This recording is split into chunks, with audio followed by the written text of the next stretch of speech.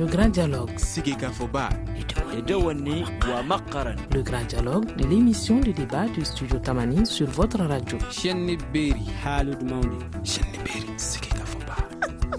grand dialogue. Est-ce que tout le monde a accès à l'eau potable au Mali? Que faut-il faire pour permettre l'accès de tous à l'eau potable au Mali? Pour répondre à ces questions et à d'autres, avec nous sur ce plateau, M. Abdoul Karim Koné. Abdoul Karim, bienvenue. Merci. Il est chef du département communication à la société malienne pour la gestion de l'eau potable Somagep. Idrissa Kamara, bienvenue. Bonjour à tous. Vous êtes le vice-président de la coalition pour l'accès à l'eau potable, l'hygiène et l'assainissement CAEFA. Et M. Karim Dambélé, bienvenue. Merci. Et vous êtes géophysicien, hydrologue, expert des questions d'eau potable. Et à la présentation, je suis Aliou Sidibé. La mise en onde est assurée par Gaïn Kanté. Bienvenue à vous tous. Le grand dialogue. L'eau potable, une denrée qui se fait de plus en plus rare. Son accès est souvent source de conflits. Pourtant, l'accès à l'eau potable et à l'assainissement a été reconnu par les Nations Unies comme un droit humain. Le Mali a adopté sa politique nationale de l'eau assortie du code de l'eau. Aussi, le Mali s'est engagé à l'accès universel à l'eau potable d'ici 2030. Pour introduire ce chapitre, je vous propose d'écouter une auditrice. Moi, je voudrais demander à propos de l'eau potable au Mali, si elle est vraiment potable, si l'eau qui nous arrive du robinet est potable, parce que de plus en plus, je vois les nantis acheter des cartons d'eau minérale. Donc, ça veut dire que l'eau qui vient chez nous, dans le robinet, n'est pas potable. Qu'est-ce qu'on peut dire à ce sujet? Merci. Oui, Karim Dambélé. Comment l'eau potable est produite au Mali? Bonjour, merci.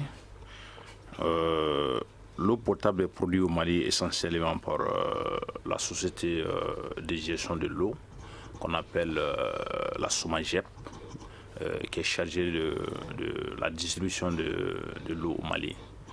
Et, après ça, il y a d'autres petites unités en milieu rural des gestions, des comités de gestion autonomes dans le milieu rural qui se chargent de la production de l'eau.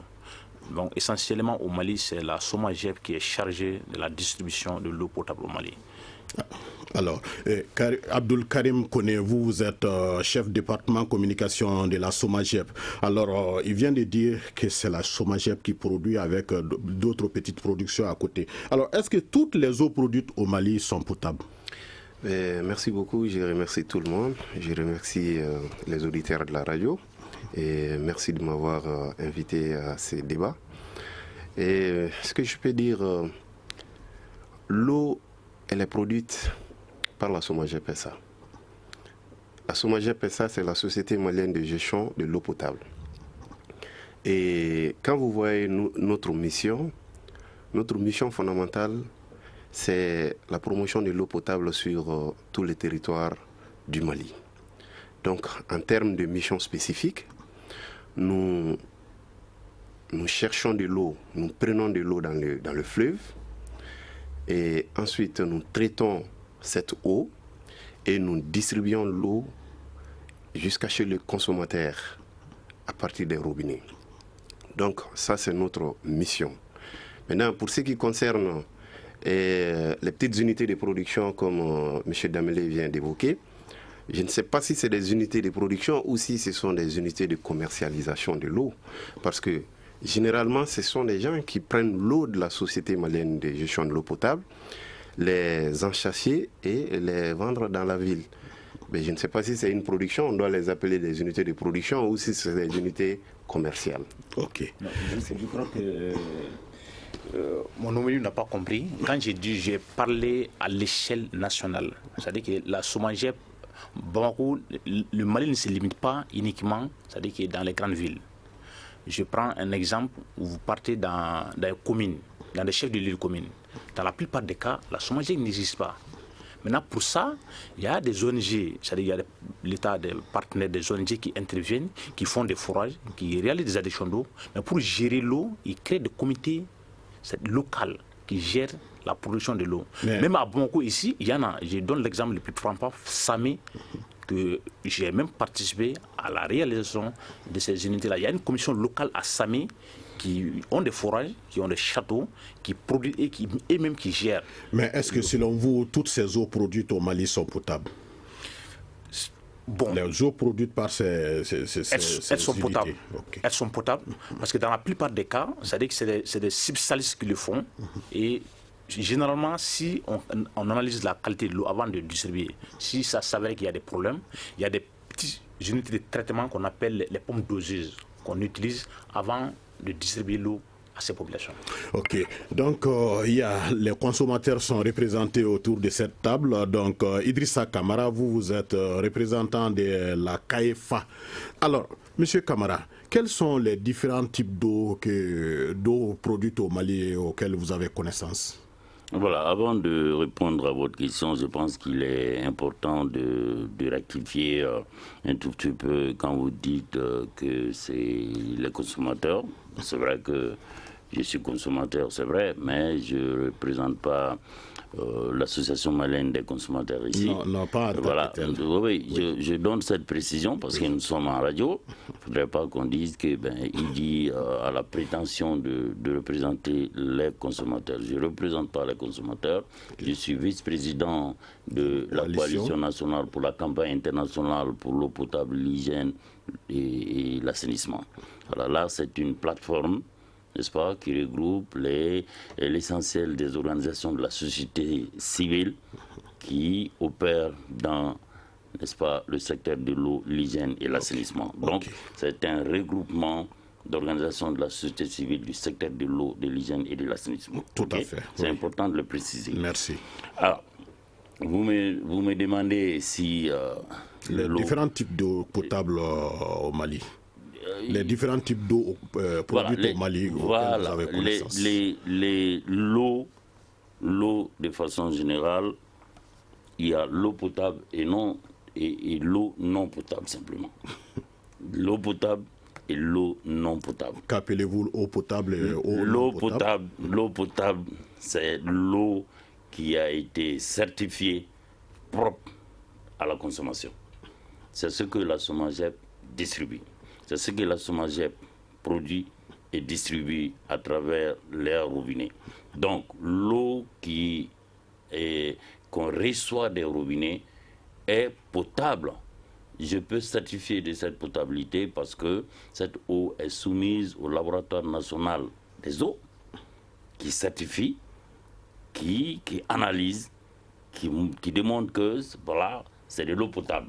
Okay. Maintenant, en ce qui concerne d'autres producteurs, moi, je n'ai pas cette certitude-là. Je pense que ça ne peut même pas faire l'objet du débat, dans la mesure où il est difficile aujourd'hui de pouvoir prouver que toutes ces autres sources d'eau produisent effectivement de l'eau potable. Mais selon vous, dans ces cas, est-ce qu'il s'agit d'un monopole de l'État, la production de l'eau au Mali? Je ne pense pas que ce soit un monopole. M. Dambélé l'a dit, la SOMAGEP ne couvre pas pour l'instant tous les territoires du Mali. Donc à partir du moment où une société, même nationale, ne couvre pas l'intégralité du pays, on ne peut pas parler de monopole. Et d'ailleurs, en ces temps-ci, je ne pense pas que le gouvernement du Mali ait intérêt à vouloir faire du monopole en ce qui concerne la production et la distribution, n'est-ce pas, d'un produit aussi essentiel que l'eau. Alors, le gouvernement du Mali ne peut pas prétendre à cela. Il faut ouvrir pour que l'essentiel, pour que tous les Maliens puissent accéder à de l'eau potable, parce que c'est inscrit dans notre constitution.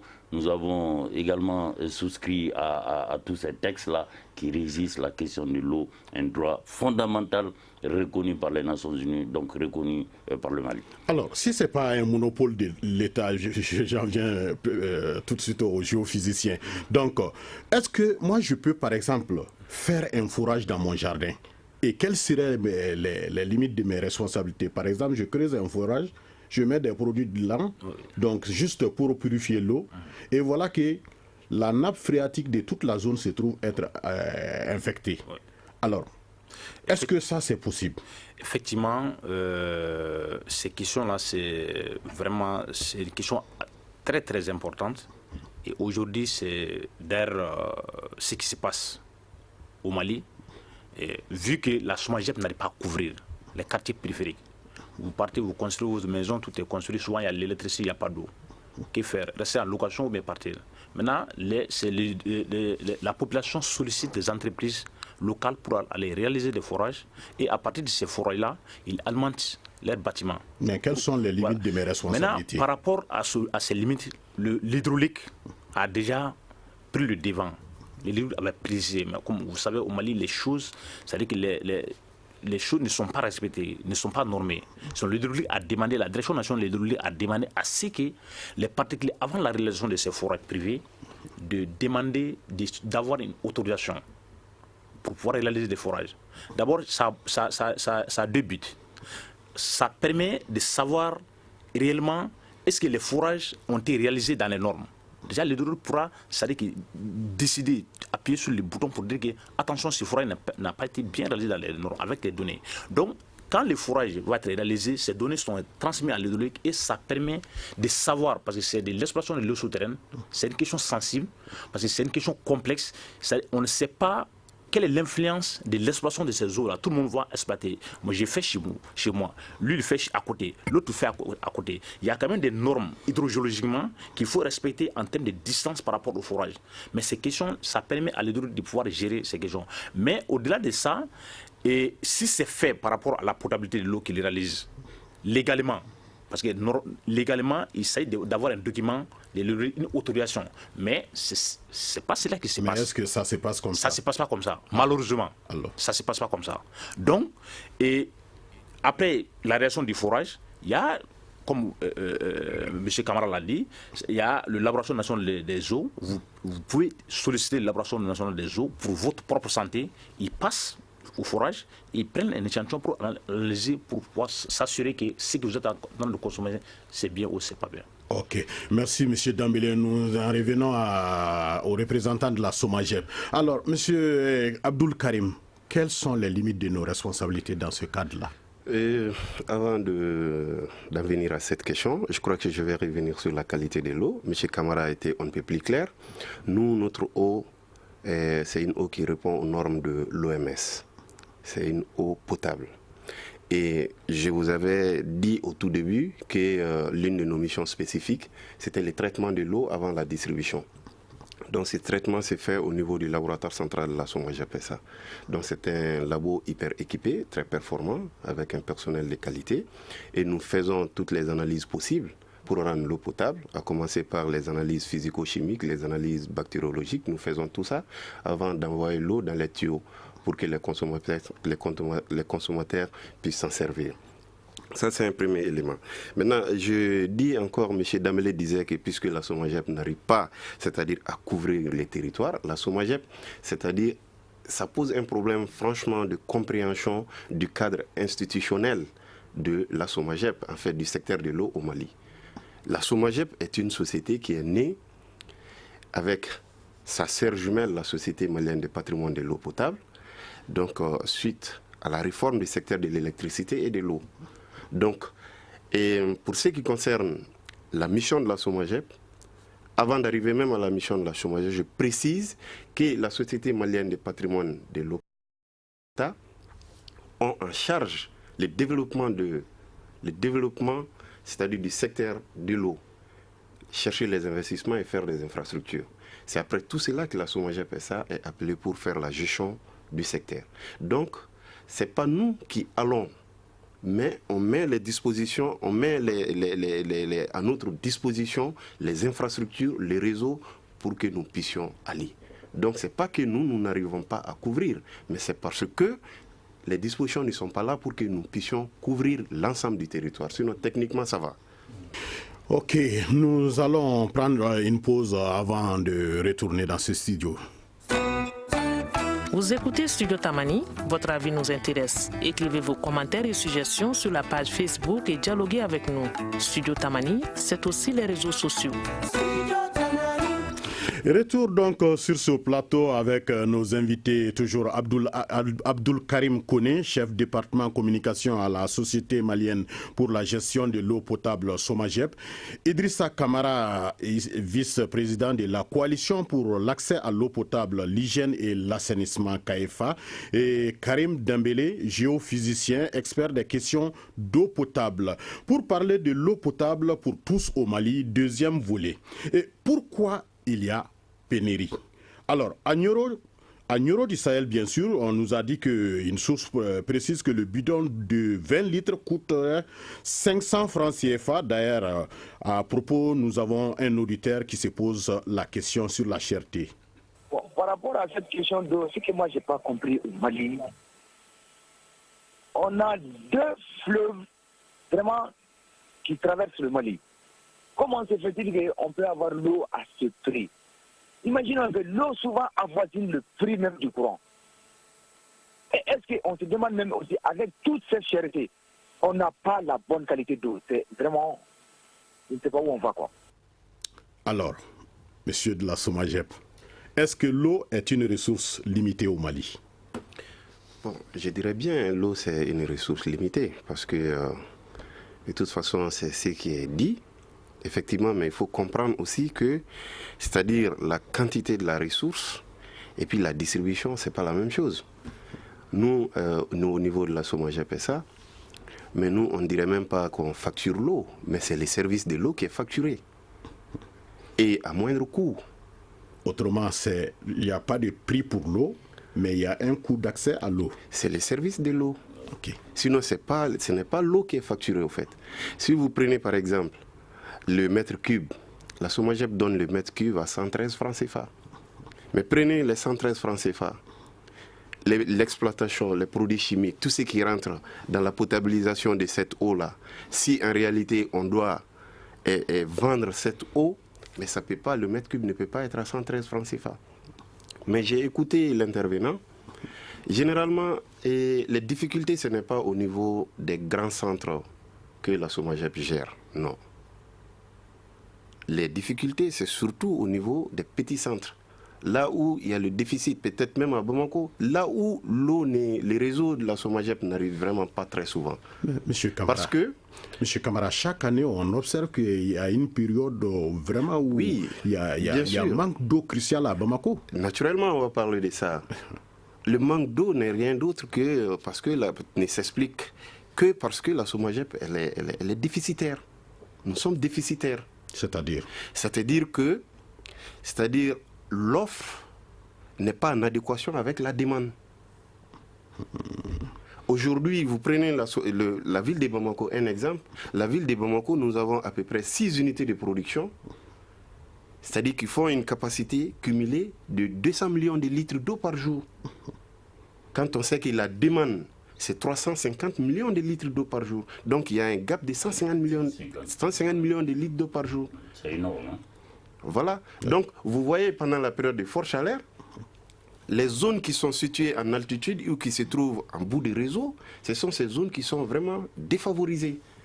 Parce que avant que l'eau n'arrive chez ces consommateurs, ceux qui sont au niveau bas consomment pratiquement l'eau. Donc c'est pourquoi ces gens-là attendent souvent jusqu'à la nuit, vers 1h, 2h du matin, en entendant que ceux qui se trouvent au niveau bas, c'est-à-dire ferment leur robinet, voilà, pour que l'eau puisse continuer. Parce que c'est la nuit, les gens ont besoin de dormir. C'est quand les gens dorment au niveau bas que l'eau est à mesure de monter vers les zones qui sont en altitude. Ok. Merci beaucoup, Abdoul Karim.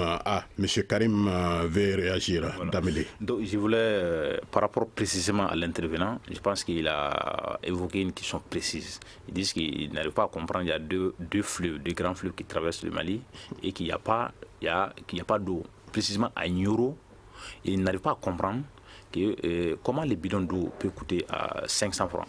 Mais je m'adresse à la Somagep. Mais à Nioro du Sahel, il y a la Somagep. Il y a la Somagep à Nioro. Donc, on ne comprend pas, c'est une question précise. Malgré qu'il y a la Somagep, comment les bidons d'eau peuvent être à 500 francs à la Somagep? Non, pas à la Somagep. En fait, ça, oui. Non, je vais vous expliquer. Non, c'est vrai qu'il y a clair. C'est vrai qu'il y a deux fleuves au Mali.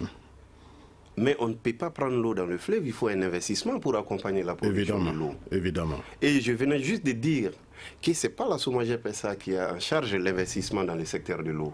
Nous sommes des exploitants.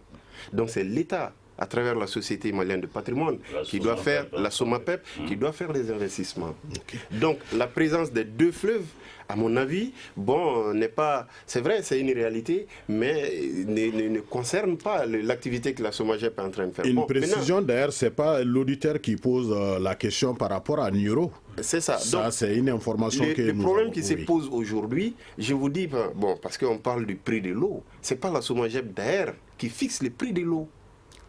C'est l'État, à travers la CRE, qui fixe le prix de l'eau. Nous ne fixons pas le prix de l'eau. Maintenant, le problème qui se pose, généralement, quand il y a surenchère autour de ça, c'est parce que les gens vont prendre l'eau dans les bornes fontaines. Les revendeurs, c'est eux qui mettent l'accent sur le prix, parce qu'ils sont obligés de faire des bénéfices. Ok, on va revenir. En euros, chez nous, les prix ne changent pas. Justement. Voilà. Moi, je voudrais quand même rebondir sur la préoccupation de l'auditeur. Oui, quand il fait allusion au fait qu'il y a deux fleuves dans ce pays-là et que lui, il est étonné que l'eau puisse être vendue aussi cher. Alors, voilà, Koné l'a dit, hein, l'eau du fleuve n'est pas consommable directement. Et sinon, les populations riveraines de ce fleuve et tous ces peuplades-là qui travaillent quotidiennement dans l'eau ne se seraient pas posé de questions pour trouver l'eau de boisson. L'eau de boisson, c'est une autre affaire. L'eau de boisson, cela veut dire que c'est une eau potable, donc qui a donc pu être traitée avant d'être consommée. Pour dire que la question de l'eau a été très très prise au sérieux par les différents gouvernements de ce pays.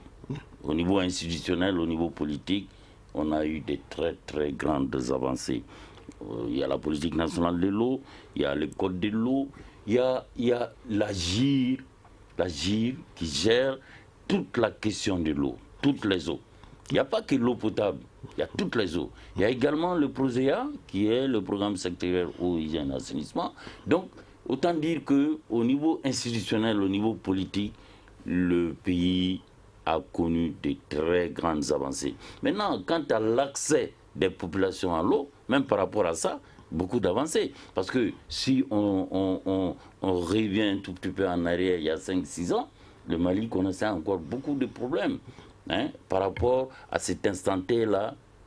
Et aujourd'hui, le taux d'accès à l'eau dans les grandes villes, ça tourne autour de 65%. Imaginez-vous. Oui, 100%. Voilà, c'est très intéressant. Il y a 5 ans seulement, ce n'était pas ça. OK ? Oui, ça veut dire à peu près, il y a à peu près plus d'un foyer sur deux qui n'a pas d'eau potable. Encore. Il y a encore au moins 5 millions de personnes au Mali qui n'ont pas accès à l'eau potable. Mais Monsieur Camara, est-ce que c'est énorme, c'est vrai. Oui, c'est énorme. Mais est-ce que selon vous, le Mali peut fournir l'eau potable à tout le monde? Le Mali, dans l'état actuel des choses, n'est pas en capacité de fournir l'eau potable à tout le monde, c'est clair. Parce que le responsable de la communication de la SOMAGEP a dit tout à l'heure, c'est un problème certainement institutionnel, c'est un problème d'investissement. N'est-ce pas? Les investissements qui sont mis à la disposition de la SOMAGEP ne permettent pas justement à la SOMAGEP, au jour d'aujourd'hui, de pouvoir fournir de l'eau potable à l'ensemble des Maliens. Justement. Mais les efforts sont en train d'être faits. Et c'est ça justement, nous, notre rôle au niveau de la société civile. Oui. Nous sommes là pour faire du plaidoyer. Nous sommes là pour mettre de la pression sur le pouvoir public. Parce que nous savons que le pouvoir public, Camara, on va revenir à la question d'investissement. Oui. Mais le temps seulement de retrouver, comment dirais-je, une consommatrice de Banamba qui se pose la question. Alors, vraiment, il y a de nombreuses difficultés. Parce que qui parle de vie parle d'eau potable. Et aujourd'hui, nous, ici, l'accès à l'eau potable est un peu difficile. Bon, nous avons quelques forages à nos dispositions. Et vraiment, parfois aussi, ces forages-là se gâtent et ce n'est pas facile. Quand on fait recours à l'eau, au robinet, vraiment, le prix est un peu élevé pour moi. Et puis aussi, il y a des gens qui se sont approvisionnés chez eux. Et on voit que dans les carrés, ce sont les petits tuyaux qui sont installés. si la mairie pouvait vraiment installer des tuyaux à grande dimension pour que les gens vraiment s'approvisionnent et puis s'installent les uns aux côtés des autres. Alors ça, c'est l'exemple de Banamba. Et bon, voilà. Est-ce que, M. Camara, on va revenir à vous. Est-ce que, selon vous, l'État investit suffisamment pour satisfaire les besoins? Bon, peut-être pas suffisamment. Quand, au regard des besoins qui sont exprimés aujourd'hui, on est toujours tenté de dire que l'État n'en fait pas assez. On est tenté de dire que l'État n'en fait pas assez. Mais, à regarder de plus près, on s'aperçoit quand même des efforts sont en train d'être consentis au niveau de l'État. Tout n'est peut-être pas parfait. Nous avons connu des avancées grâce à la volonté politique exprimée, parce que l'État du Mali a quand même souscrit à des documents importants qui font que la question de l'accès à l'eau est une question universelle. Mondialement, il est dit que toute personne humaine a droit d'accéder à l'eau potable. Le Mali fait des efforts, mais il reste encore beaucoup de choses à faire. Vous savez, en 2015 seulement, on vient de clôturer du millénaire pour le développement. Nous sommes maintenant vers les ODD, les objectifs de développement durable, jusqu'en 2030.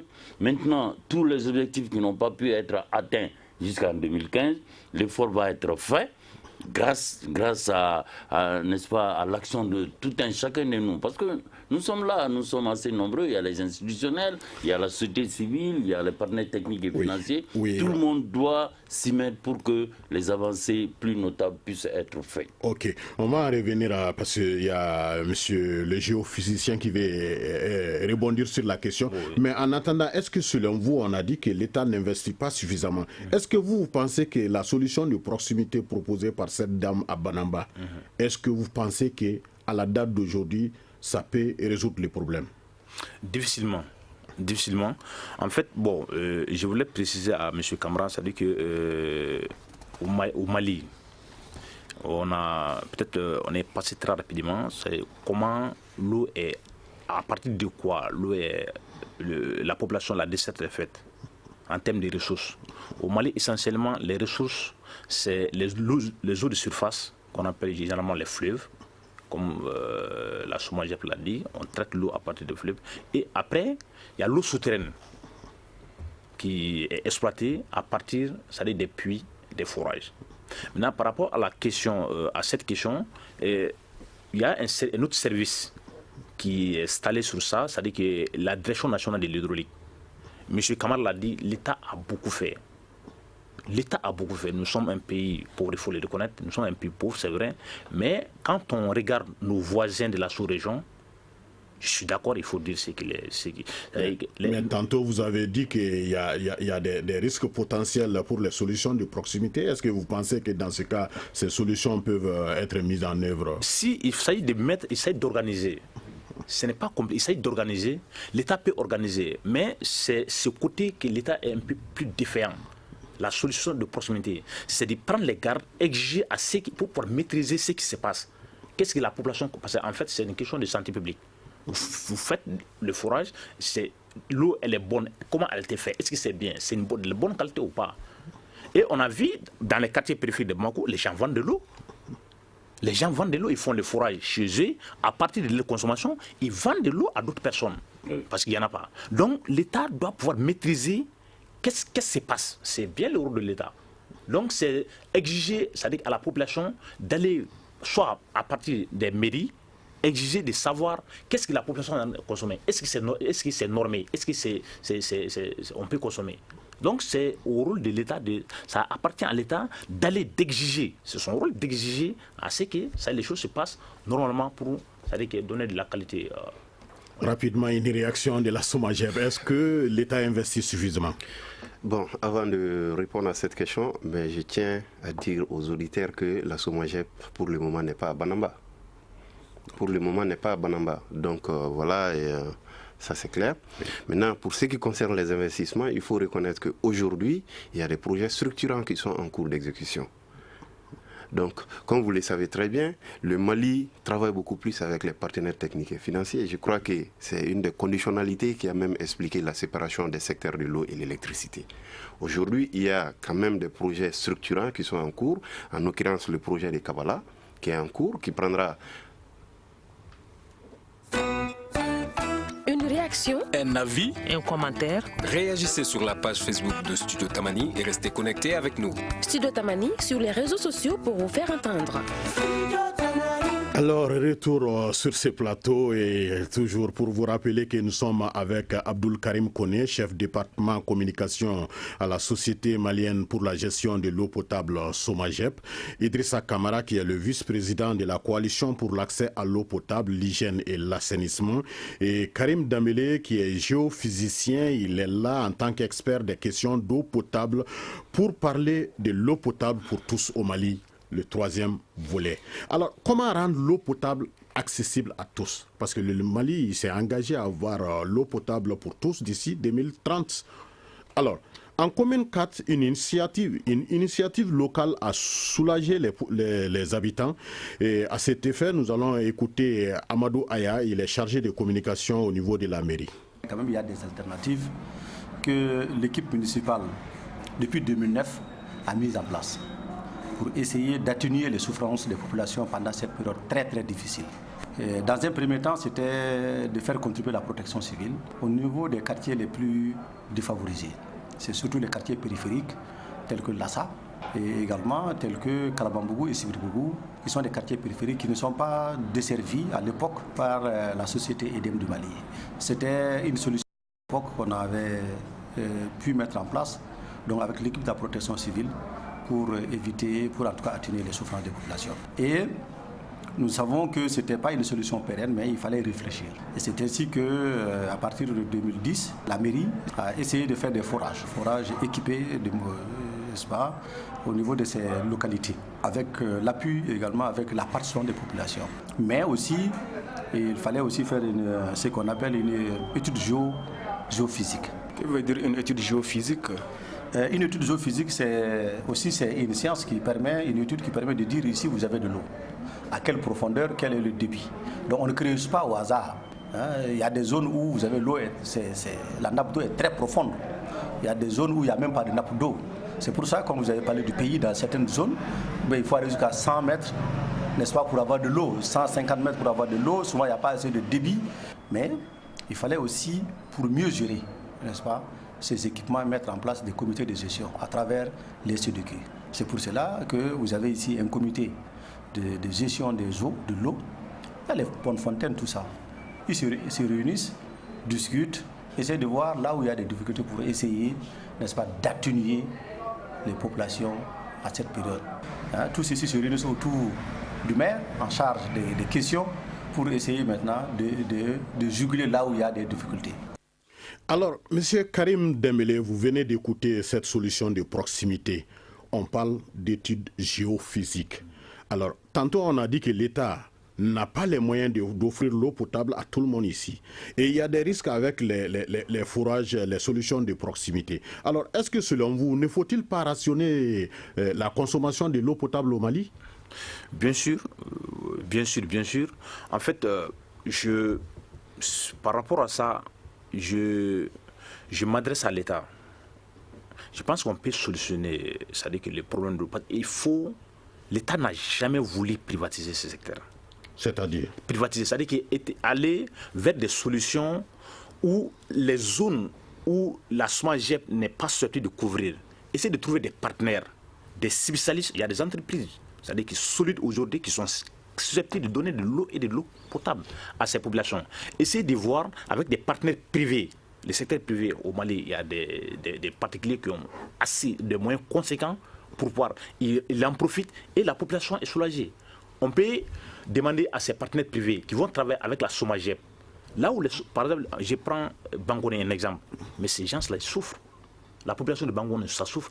En commune 4, comme M.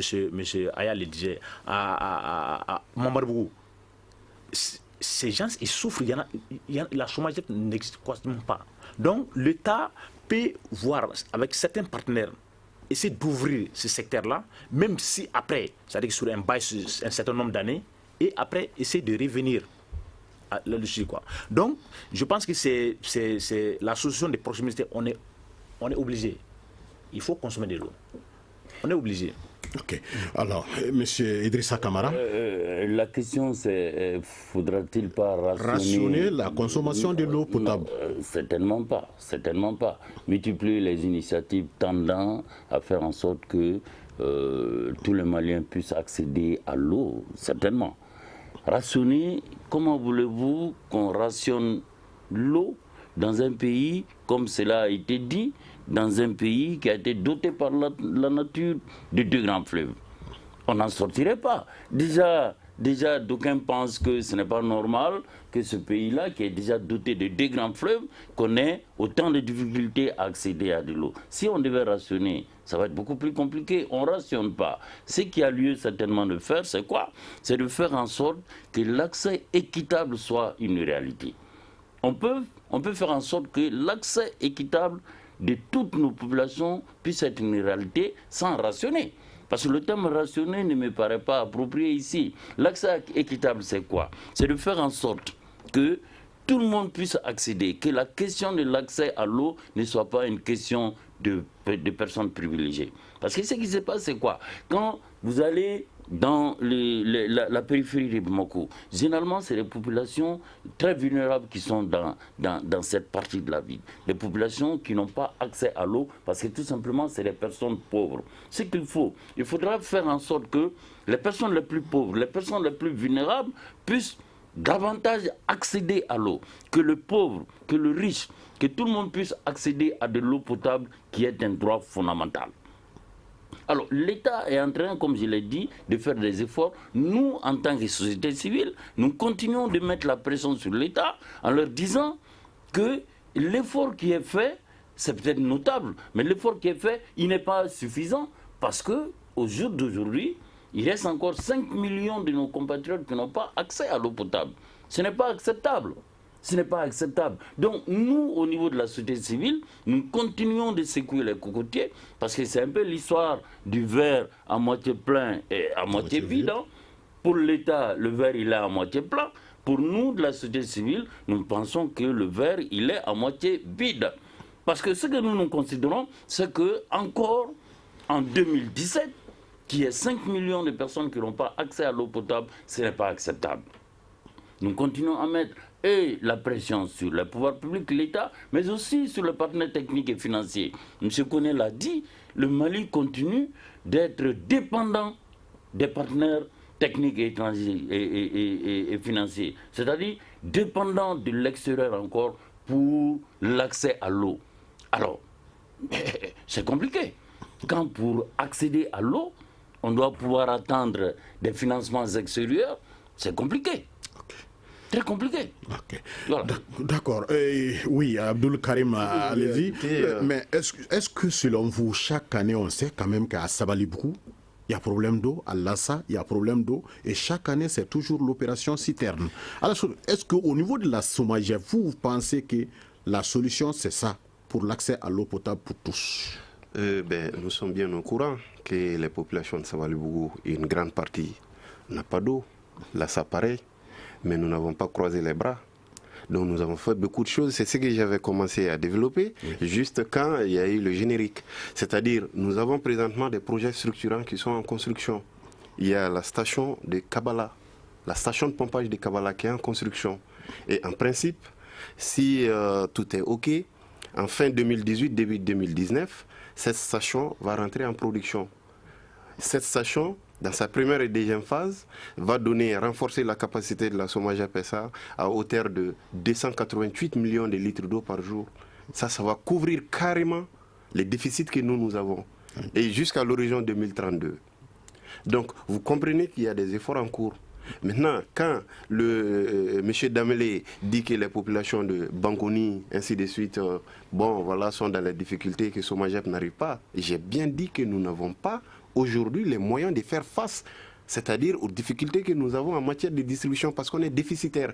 Donc avec cette station qui va venir renforcer notre capacité, nous, nous pensons que le problème, le stress hydrique à Bamako, serait pratiquement conjugué au passé composé. Donc maintenant, quand on prend le cas de Lassa, nous sommes conscients, moi-même je loge à Lassa. Somagep n'a pas laissé Lassa, comment dirais-je, dans les bras de stress hydrique. Malgré notre difficulté, nous avons installé une station à Lassa. Il y a une station de reprise à Lassa. Et cette station de reprise a une capacité à peu près de 30 mètres cubes. 30 mètres cubes, c'est à peu près 30 000 litres d'eau. Donc, nous avons dit, compte tenu de la difficulté, parce que Lassa se trouve sur une colline. Donc, nous avons décidé de faire des bornes fontaines, à partir desquelles les gens se ravitaillent. Maintenant, en plus de cela, au-delà, quand on parle de Sabalibougou aussi, c'est une zone qui est en altitude. Mais nous avons initié un programme d'urgence qui s'appelle l'opération citerne. C'est-à-dire pour amener de l'eau potable dans les citernes distribuées gratuitement aux populations. Et puis en plus, nous sommes en train aussi de voir, tous les jours nous travaillons sur les réseaux pour faire ces systèmes de manœuvre. C'est qu'on appelle souvent, bon je n'aime pas utiliser l'expression, c'est parce que ce n'est pas ça au fait. Mais on arrive souvent à couper des quartiers les plus nantis en eau pour donner de l'eau à ceux qui sont défavorisés. Mais là encore, souvent, c'est des problèmes parce que les résultats escomptés ne sont pas souvent atteints. Donc, maintenant, juste une chose que je voulais ajouter, par rapport à la rationalisation de l'eau, nous, c'est pourquoi nous disons tout le temps, on fait des spots, on demande aux gens, puisque nous sommes déficitaires, que les gens acceptent d'adopter des bonnes pratiques d'économie d'eau, qu'on soit solidaire. Merci. D'accord. Monsieur Karim Dambélé, oui, allez-y rapidement. Mais, je voudrais, par rapport à la sommage, rapidement. Quelle est la... Nous sommes dans les solutions. Oui, voilà, c'est la solution. Allez-y exactement. Rapidement. Par rapport aux solutions, mais en milieu rural, au-delà de Bamako, ces stations sont ici à Bamako, mais et à l'intérieur, qu'est-ce que la SOMAGEP a prévu pour pouvoir... à l'intérieur, ça veut dire à l'intérieur. Par exemple, vous prenez Sikasso. Prenons Sikasso, oui. Sikasso, qu'est-ce que la SOMAGEP a prévu comme solution pour les quartiers périphériques? Oui, mais là, je vais en venir très rapidement. Et puis Sikasso, effectivement... Allez-y rapidement. Oui, rapidement. Voilà, rapidement. À Sikasso, présentement, c'est-à-dire il y a un projet en exploitation qui est pratiquement fini d'ailleurs, le projet PADS. PADS est en cours, qui est pratiquement achevé à Sikasso. C'est ça qui va renforcer la capacité de Sikasso. On a même construit une usine de production à Sikasso. Donc, okay. Et puis au-delà de tout ça, l'opération citerne dont j'ai évoqué, l'opération citerne, si ce n'est pas cette année, il y a que 2 ans, Sikasso connaissait bien l'opération citerne. Ça, c'est des mesures d'urgence. Alors, c'est en fonction de nos possibilités. Ok. Oui, de toutes les façons, d'accord. Allez-y en 30 secondes. En 30 secondes. En 30 secondes. Nous, au niveau de la société civile, nous pensons qu'il n'y a pas de solution miracle. Que l'État doit continuer à faire des efforts, ne plus compter sur les partenaires techniques et financiers. Il faut que le budget alloué au secteur de l'eau, de l'hygiène et de l'assainissement soit revu à la hausse. Ce n'est pas acceptable que dans un pays où la question de l'accès à l'eau est une priorité, que le budget continue de tourner autour de 2%. Ce n'est pas acceptable. Nous sommes en train de nous battre pour que ce budget-là soit revu à la hausse parce que les investissements, c'est de l'argent. Ok, merci. Ce débat va continuer. Nous sommes au terme de cette émission. Merci de l'avoir suivi. Vous pouvez la retrouver sur notre site www.studiotamani.org. Et cette émission et toutes les autres d'ailleurs. Posez-nous vos questions également sur notre répondeur au 75 84 11 11 et au 75 84 12 12. Cette émission a été réalisée par Ibrahim Diallo. Elle est mise en onde par Gagné Kanté et Aliou Sidibé pour la présentation. À demain pour un autre grand dialogue. Merci. Le grand dialogue. Le grand dialogue de l'émission de débat du studio Tamani sur votre radio.